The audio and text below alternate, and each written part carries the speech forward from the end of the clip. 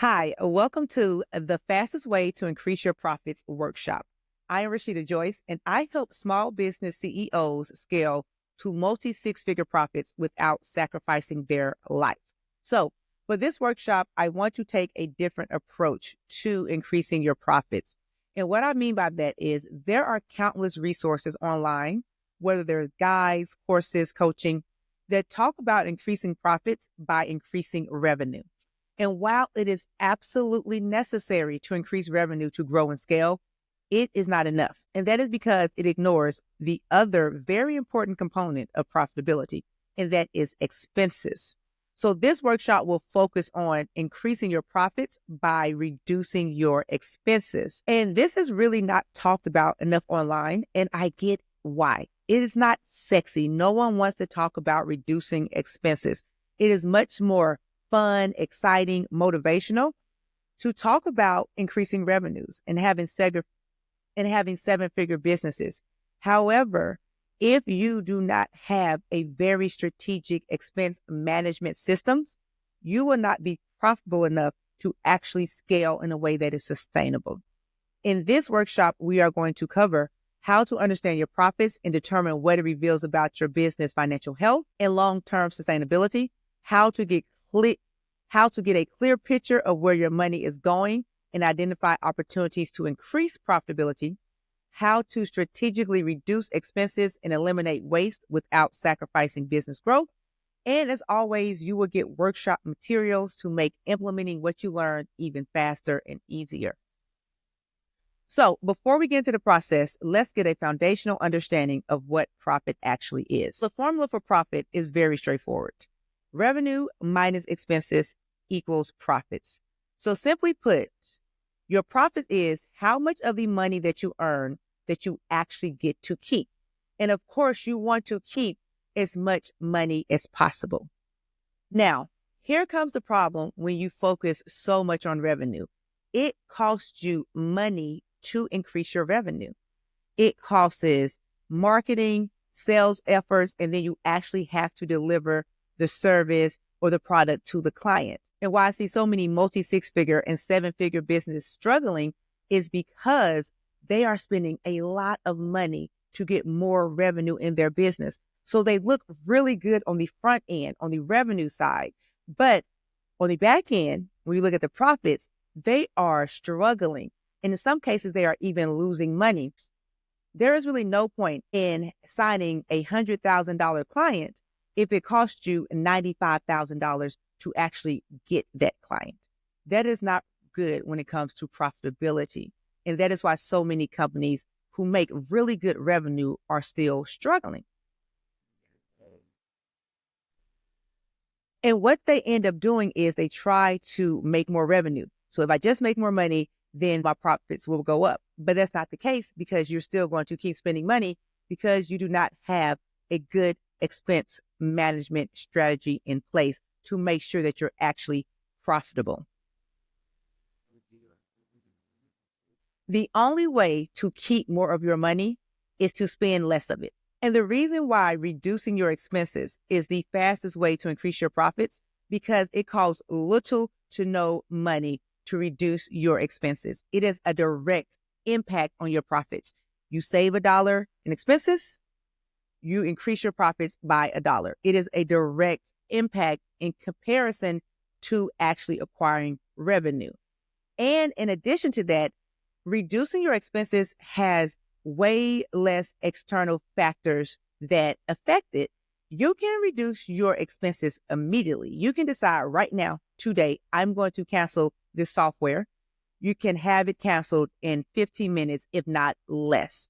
Whereas with revenue, so many external factors go into how fast you can get money in your business.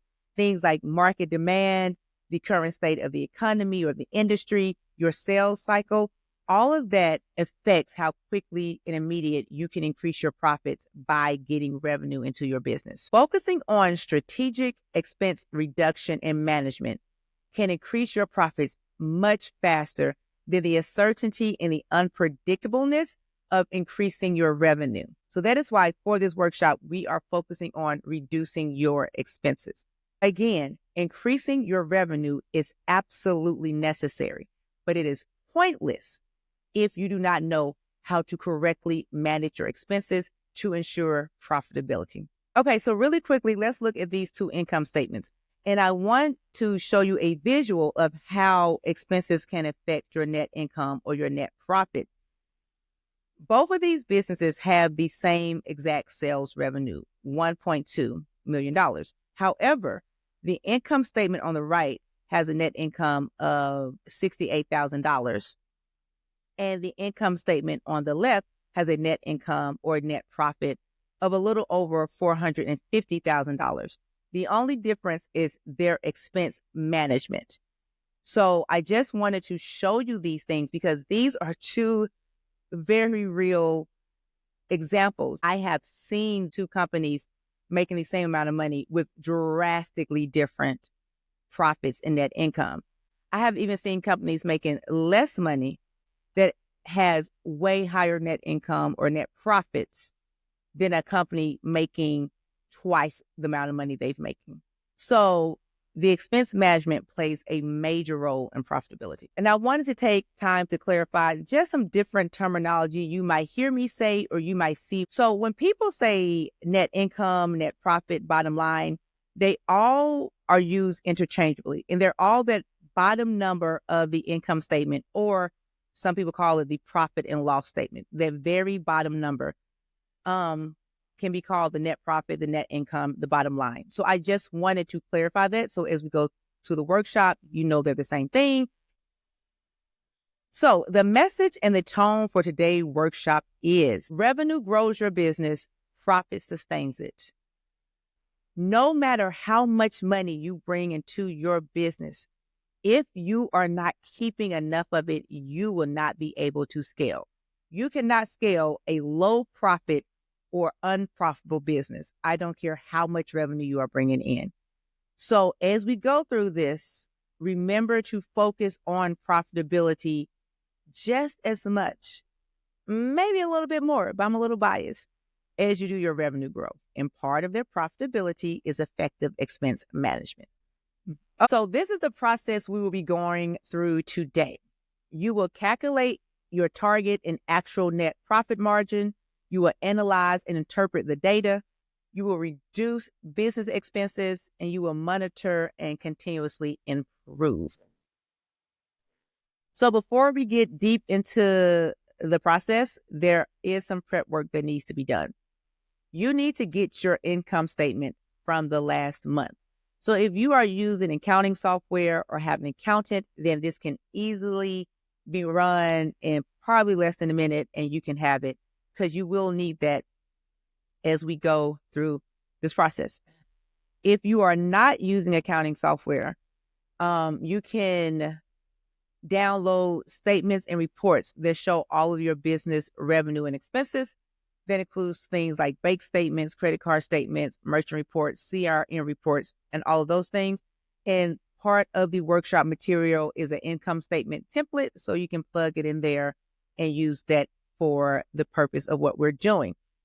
If you are not using accounting software, that needs to get done this week. You need to start using accounting software.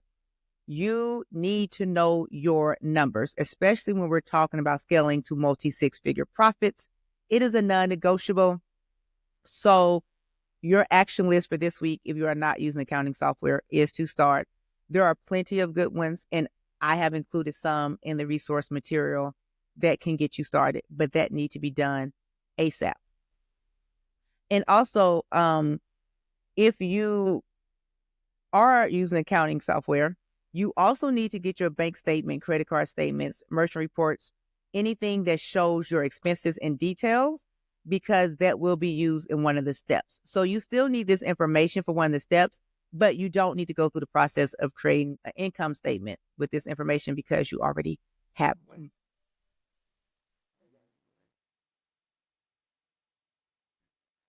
Okay, so now that the prep work is out of the way, let's move on to step one, and that is calculate your target and actual net profit margin. So net profit margin is simply the percentage of money you get to keep after paying all of your bills. So you have a dollar amount, which on the other screen we saw was around $450,000. And then you have the percentage. And of course, the higher the percentage, the better, because as I've already stated, the goal is to keep as much of your money as possible. You will hear that a lot. It's your money. I want you to keep as much money as possible. The first thing you want to do is determine your target net profit margin. This is your goal. This is what you are striving to achieve. And in order to scale, you must be strategic. So a lot of people talk about being strategic, but I don't think they really talk about what it means. Like, how do you create strategy? And in order to do this, you must have data. You must know your numbers. And then you must use those numbers to create strategic goals. You also have to have a process to actually track those goals and see how you're progressing to meeting them, and then have things in place to improve based on the new data. It's really a cycle, okay? You gather data, you create targets, you track the progress of those targets, you review and analyze the data, and then you use that information to create new targets. So you're just this cycle, and that's how you are strategic. But it all starts with the numbers and having a target. So even if you're already making a profit and you're comfortable with a profit, you still need to have a target, because without a target, you will struggle to gauge the financial health of your business accurately. You'll just be guessing is good enough. And you will struggle to know exactly where you need to scale, because these different KPIs and targets and goals reveal your weaknesses, reveal where you're falling short. Because, as I said, having a clear target provides direction for you and helps to ensure your business remains profitable and gets even more profitable and more viable in the long run, because the goal is to keep as much money as possible. It is not possible for you to keep too much of your money. So even if you're happy with your profits, you will be happier with more of your profits, and your business will be more financially healthy, more financially stable, and more sustainable. So to set your targets, you want to start with the industry standards. You want to understand what is normal for your industry. Industry standards are benchmarks used to measure and compare your business performance against the industry norms. So the best way to do this is to just search. Put in your industry and say net profit margin. So marketing net profit margins. Now, as you search, you will see gross profit margins and you will see operating profit margins. For this workshop, we're only focusing on the net profit margins. It would get too complicated to do the big three, okay? For this workshop, just look at net profit margin, that bottom line number, because that is after every single expense is paid for. Net profit margin is what you have left. So after you have that, you have these benchmarks. They provide a reference point for you to evaluate your profitability. And this is just the foundation. So you can decide to make the industry standard your benchmark, but I encourage you to look at other things to see, should it be maybe a bit higher? It should never be lower. If you Google it and your industry standard is 25%, 20% should not be your target. It should not be your target. But maybe you look at your business and maybe you're like, well, I'm already at 25%. Let's make 30% my target. So I do highly encourage to use the industry standard as a starting point, but customize it as much as possible.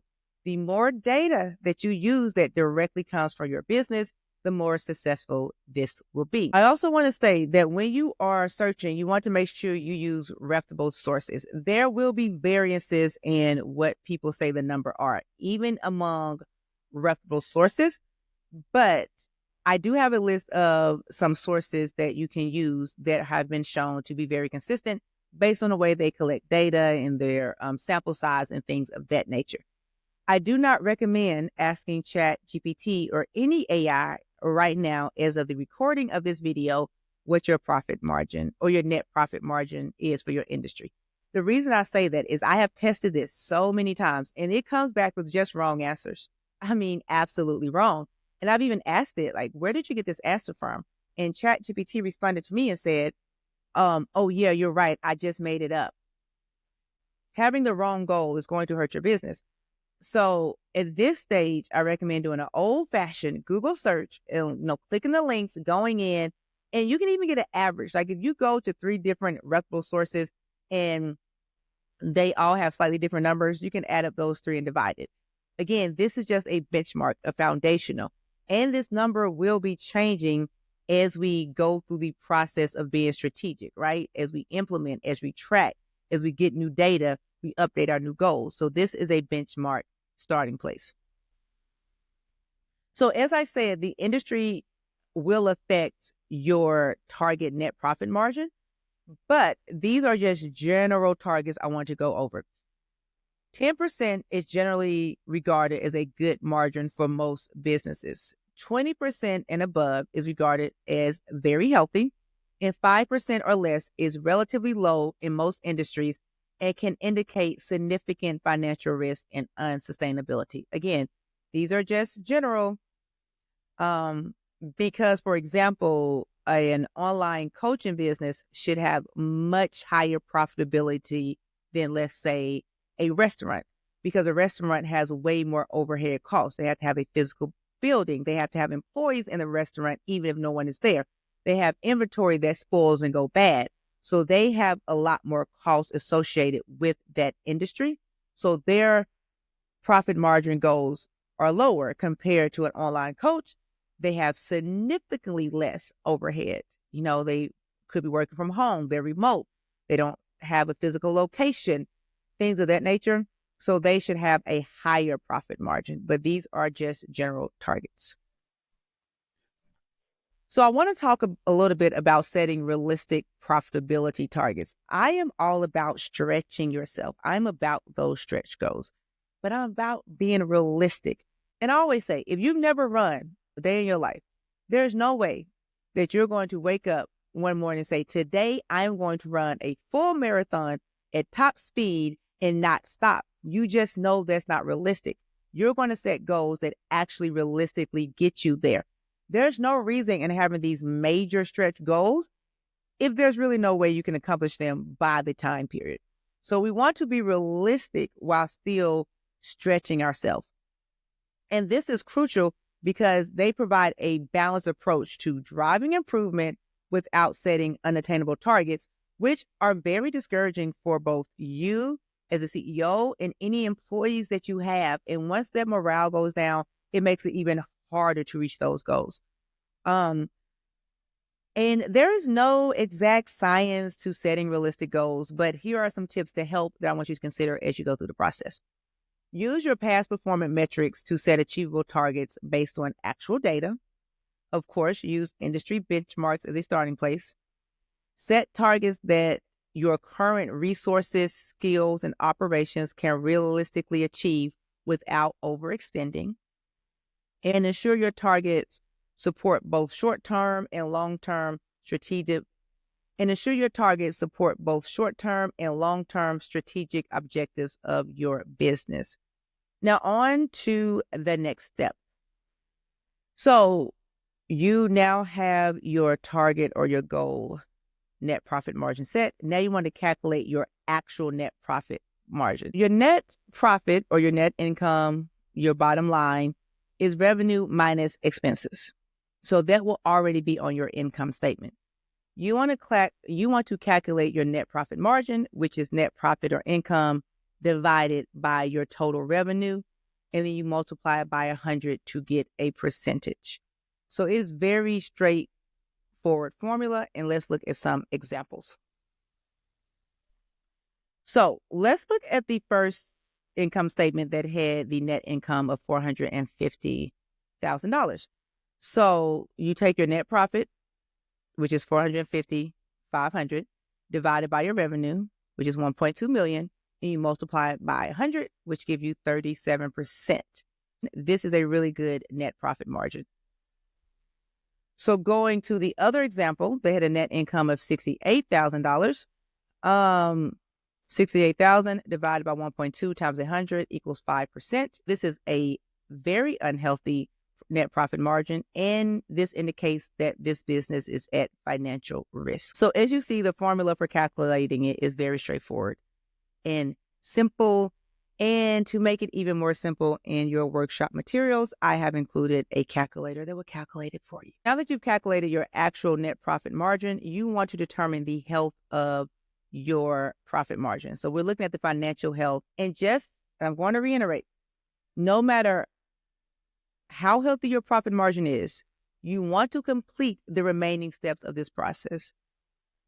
And that is because the remaining steps will help you reduce or eliminate costs, which will make your profit margin even higher.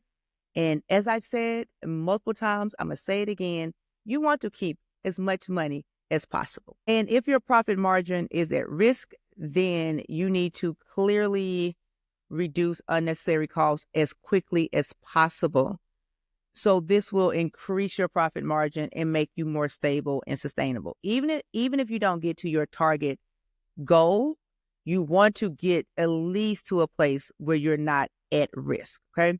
So healthy is 20% and above. Good is 10%. At risk is 5%.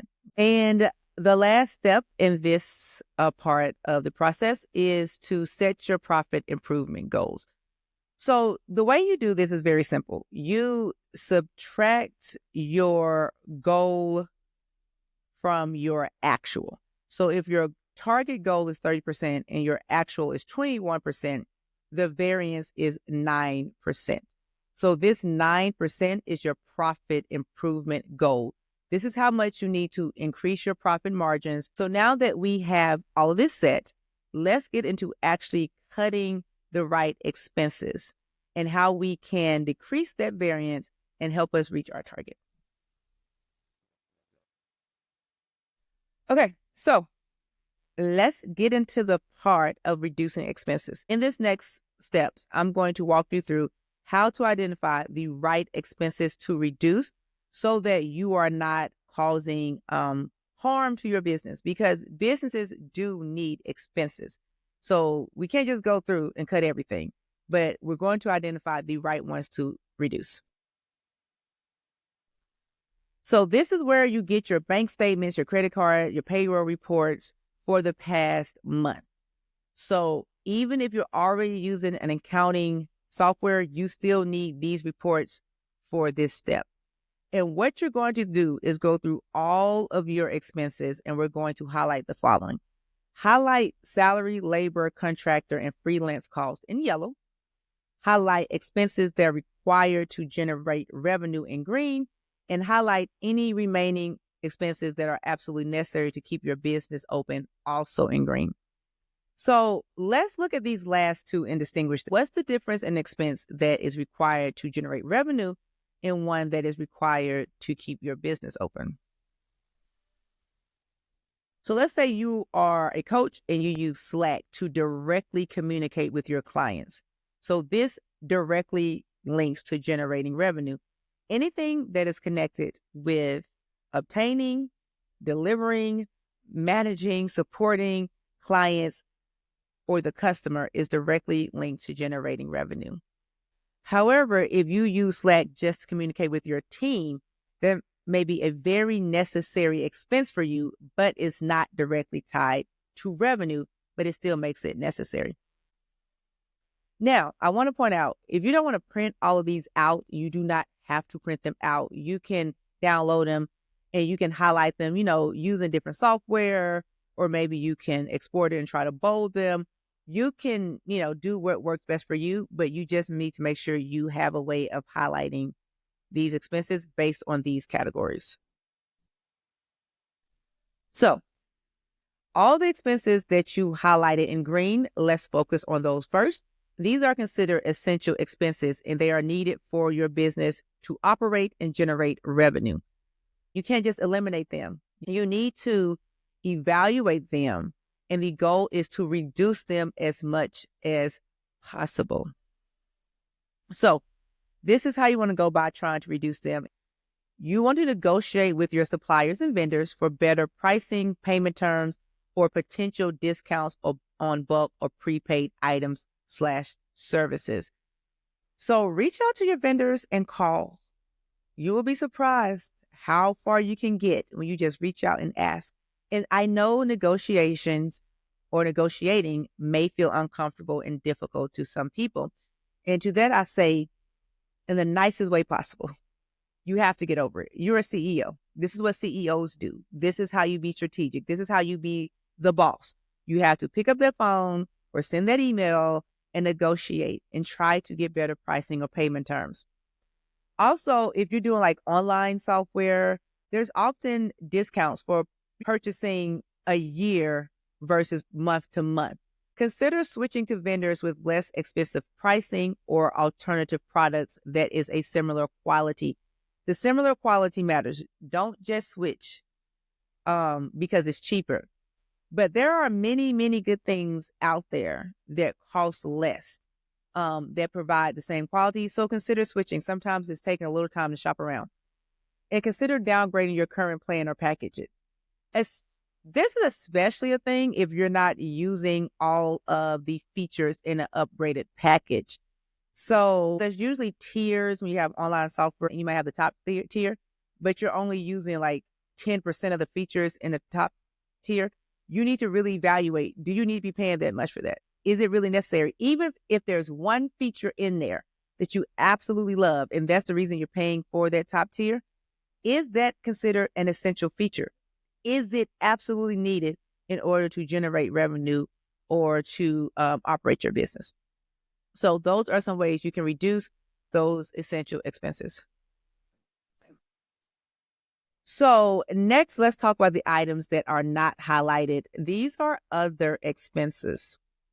And so how you deal with these is you go through them, and we're going to categorize them using a scale 1 through 10. And really, what you're asking yourself as you go through these expenses is, how much does this expense help with the operation of my business? How impactful is this expense on my business? So a rating of 1 means it helps very little or provides little value, and removing it will not be disruptive to my business. A rating of 10 means it helps a lot, it provides a lot of value, and removing it will be very disruptive to my business. So it can be anywhere between 1 and 10. Okay, so I'm explaining the extremes of the scales, right? But anywhere between 1 and 10. So you want to go through and rate each one of these. So if it's kind of in the middle, it's a 5. You get what I'm saying? So some things to consider when you're evaluating, some questions to ask yourself to help make sure you categorize these correctly. Does it save you time? This can be because the software does it faster. It could be because it's AI. It could be because it's automation.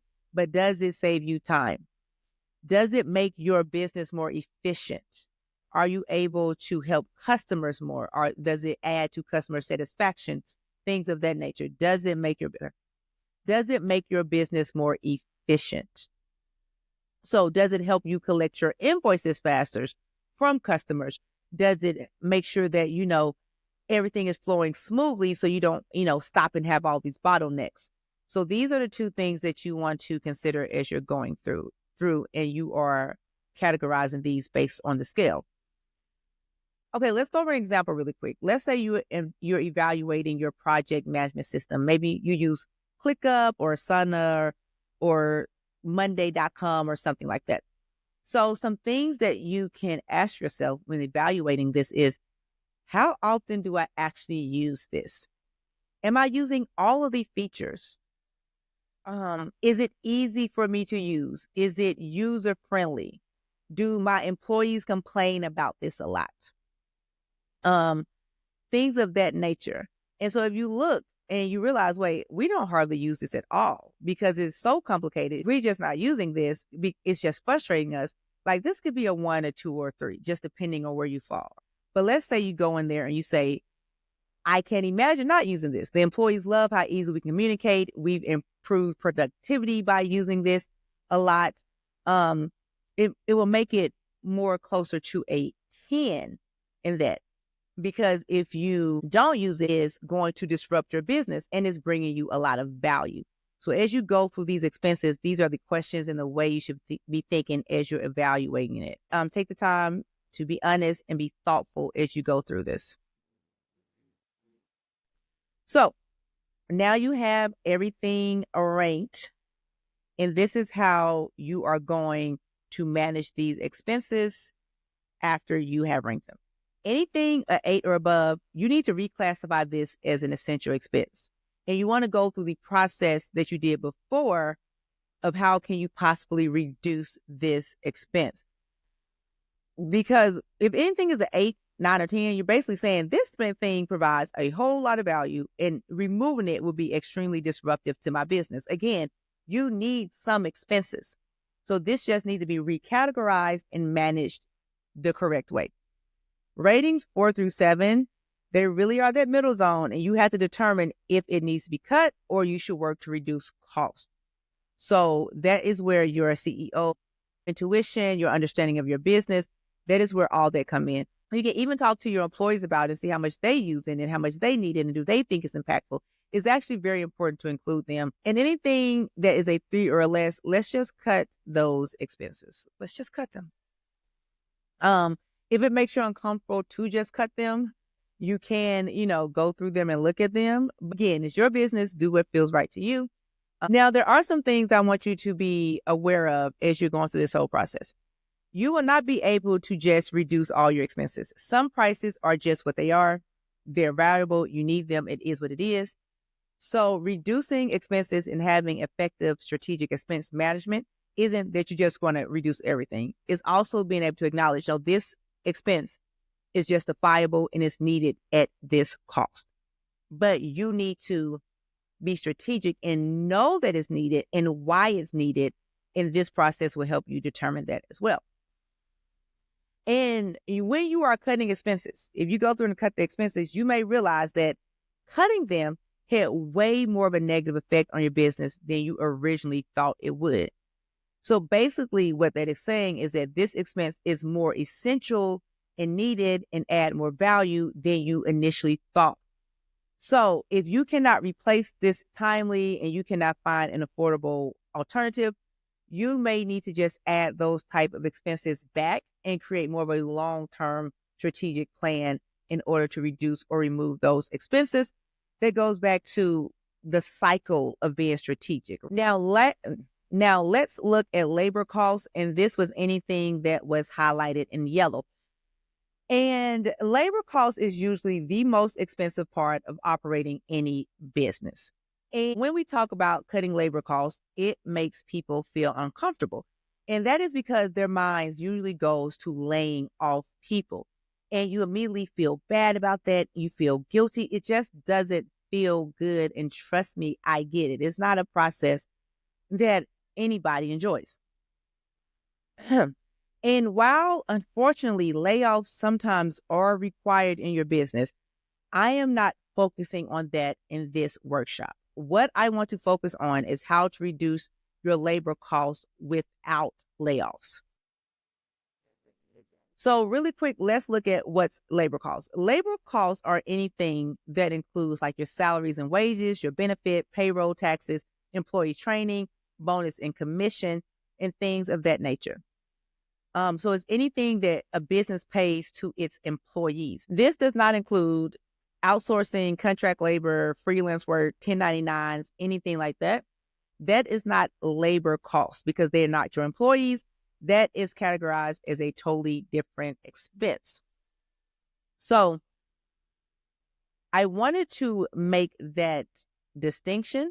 Now, things that we highlighted in yellow for this did include outsource and contract labor, because for the simplicity of this workshop and because we're not actually laying off people, I kept them all as one.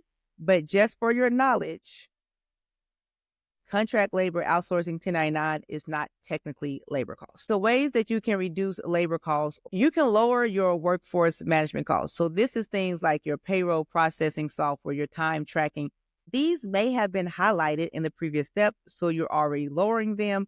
I just want you to know that this directly reduces your labor costs. You can lower your employee turnover rate.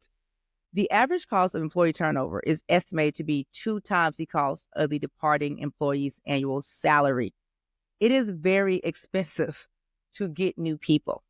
So if you have someone that is really good, really invest in your employee satisfaction and reducing turnover, because it is just very expensive to hire and train new people. You can also offer benefits instead of pay raises. And so offering benefits is typically cheaper than offering pay raises, and they can be viewed as way more beneficial than the actual money. So, for example, this includes flexible work hours or unlimited or increased PTO, or paying for professional development, having a stipend to get them to a course or a certification or something like that. While there is cost involved, we're not eliminating it. We want to reduce it, especially when we talk about employee satisfaction. You can provide employee satisfaction that's not directly associated with the salary. Now, as a CEO, you need to understand your employees and what they care about, so you make sure it aligns with them and they actually view it as something they want. And you want to see if you can transition your employees to contractors. So they still will get money. So it's not a layoff per se, but it does save you money. It is estimated that having an employee versus a contractor saves you about 20 to 30% of your labor costs. And that is because there's no payroll taxes or benefits associated with contract workers. So you don't have to pay for those things. You also pay only for the work done. Full-time employees are paid regardless of workload, while contractors are typically paid per project. Also, contractors are hired as needed, so you don't have to have a long-term commitment. It's much easier to adjust labor costs based on workload. So when you need more, you can have more. And when you think about your contractors or freelancers that you're already paying, you really want to look to see, are there any systems? Are there any automation? Is there anything that I can do that would reduce the need of this contractor? You may still need them, but you may not need them as much, so you can lower that cost. Maybe you have a full-time employee that is already on salary, but they have some idle time, so you can move part of what the contractor is doing to this employee because you're already paying them, and then reduce the need on the contractor. Okay? So again, there's no one size fits. There's no one size. Okay. So again, there's no one size fits all approach to this. However, these are some things you can start considering when you're trying to reduce your labor costs without having direct layoffs. And the last thing we're going to cover is monitoring and continuous improvement. So to strategically improve and to scale your business, you must be able to analyze and interpret the data and use that data to improve. So this is so crucial for understanding your business performances and making informed decisions. So let's say you get an income statement and you look at it and you're like, I really don't know what this means. That really makes it useless. Or let's say you do know what it means, but you don't know how to take that and interpret that into actual strategy, how to use that information to understand and create a strategy to help you reach your goals. So it is crucial that you understand and that you know how to do this in order to make informed strategies and decisions. And again, there is no one size fits all, but here are some really great general guidelines to get you started. And of course, as always, I say, make sure you're customizing it based on your unique business needs. Only you as the CEO knows exactly what your business needs. So I'm not going to read all of this information.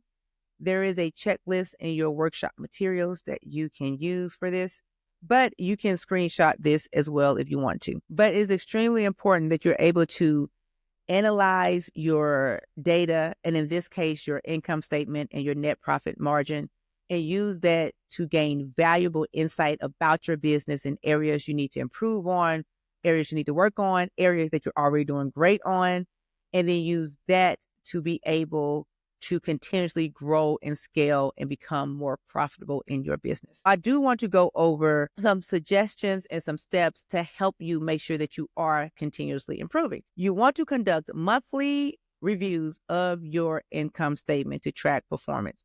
You want to monitor your KPIs and targets regularly to assess the effectiveness of implementing your strategies. Like, are these working? Should I continue the strategies, or do I need to pivot to something new? Do I need to tweak and adjust? So, do you need to adjust your goals and target based on current performance and market conditions? Use customer and employee feedback to refine processes and enhance customer satisfaction and employee satisfaction. Be prepared to pivot or modify strategies in response to changing market condition and business needs. I feel like this is one of the biggest things that hold small business CEOs back, is they're not wanting to pivot, or maybe not knowing it's time to pivot, or their fear of pivoting, whatever it is, not being able to pivot fast enough and modify these strategies fast enough. So that is why those monthly reviews are helpful. So these are just some practices for effective monitoring and adjustments. So that brings us to the end of our workshop. You can scan the QR code below to access the free workshop material and learn more about my scaling group mentorship. This is not your typical course or your group program. This is really a high level, high touch, where strategy meets on demand implementation, and you get unparalleled support. And it really helps scale your business into a profit generating powerhouse. So you can scan the QR, or you can go to thecurveangle.com/YT to learn more and get your workshop materials. And until next time, bye.